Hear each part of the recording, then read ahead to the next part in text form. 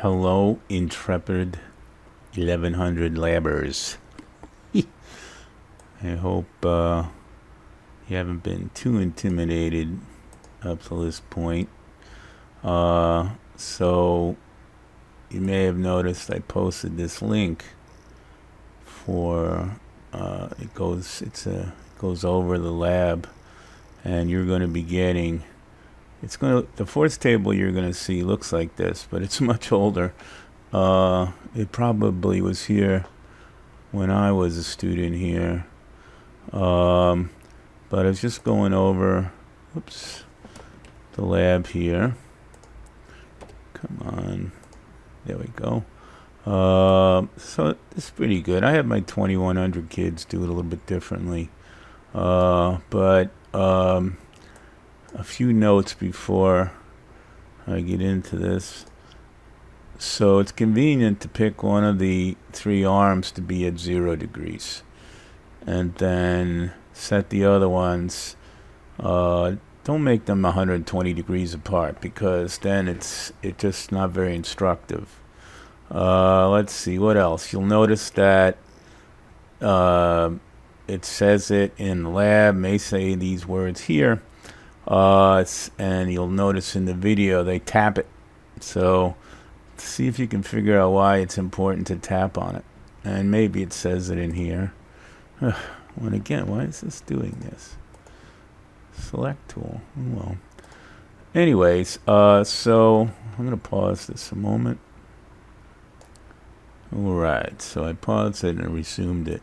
So the basic principle of this thing, and this the best simulation I could get, but you notice that you have this one weight hanging down there, and what's going on here is we got some pulleys, and so you can parallelogram of forces. Let's take that away for a moment.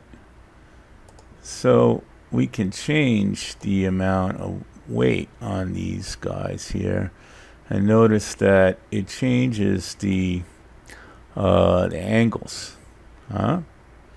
So let's imagine this one is the one we set at 0 degrees, and you see these angles here. I'm not exactly certain where 56 degrees is. The left one says 30, so it doesn't tell you. But the point is that you see, when you graphically add these two, in principle, this one here is going to be equal and opposite.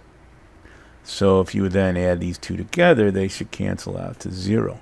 But that's the principle that's behind this lab. So, as I said, set this thing up so one of the arms is set at 0 degrees. And let's see if we can, yeah, here we go. And then place the other two again, make the angles all different. And then you have to record the amount of mass that are hanging on each one, and then you can convert the amount of mass into a force. And let's see, graphical method, tapper. Oh yeah, here it tells you how to do it. Here, how to convert it.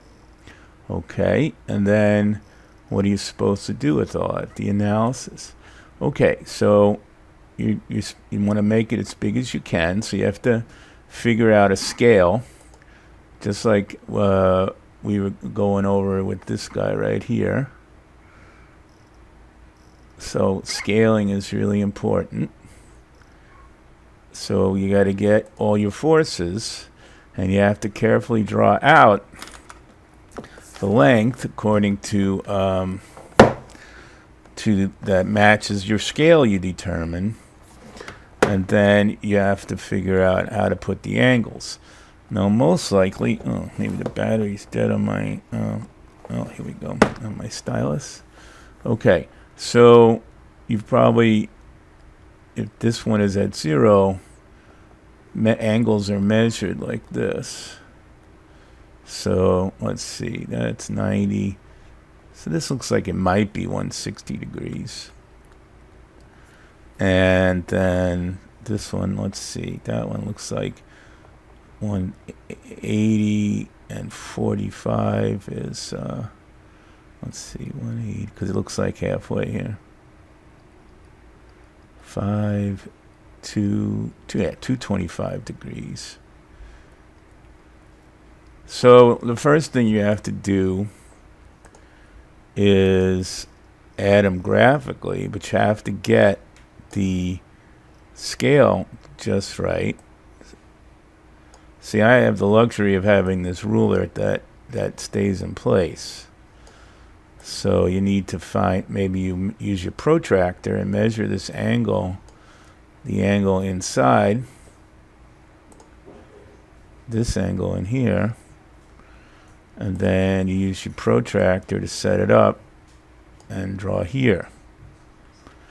And then the next step is to then take this vector and add it to the end of that one, and in principle it should go to 0, because when I add together these two vectors, see, we can already see a problem. When I add, just like in that demo, when I add together these two vectors, oops, let's make that thicker. So then this one here should be equal and opposite to the green one, and you notice in this case it's not, so I wasn't careful enough. So there's two double checks you can do. When you do all three of them together, the end should end up at 0, but when you add together F1 and F2, it should be the equal and opposite of F3. And then the other one is you're supposed to get the components of each one. So well, in the case of F1, that one's easy. I don't know what this is here, but just like before when we did the earlier one, this earlier graph here,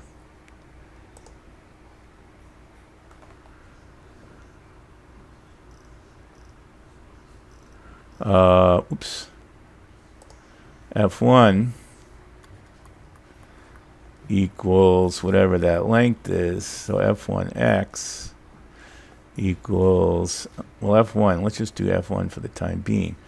It's just F1x along the x-axis, x hat or I hat, and 0. Right, so what you have to do is you have to make a column of fx's and fy's. So f1 of x, f2 of x, and f3 of x. And then when you add them together, it should equal to 0. Same thing. Give me a minute. Yeah, they should both equal to 0. Okay. So have at it, and we'll see what happens. Don't forget, describe what you did. Lots of notes. This is just the analysis. And don't forget datetime initials. At least once on every page. Okay. See you soon.